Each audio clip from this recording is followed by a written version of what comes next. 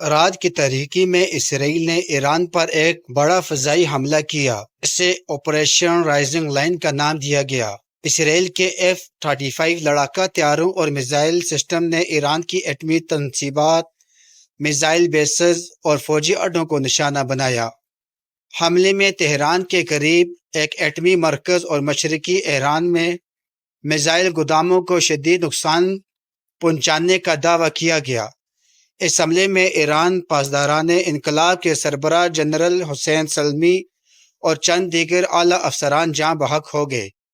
ایران کا فضائی دفاع کئی میزائلوں کو روکنے میں ناکام رہا، جس سے ان تنصیبات کو نقصان پہنچا۔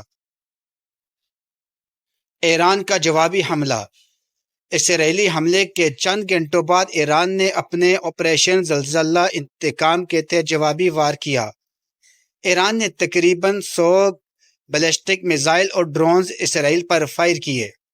اسرائیل کا دفاعی نظام آئرن ڈوم ڈیوڈ سلنگ حرکت میں آ گیا اور زیادہ تر میزائل اور ڈرونز کو راستے میں ہی تباہ کر دیا۔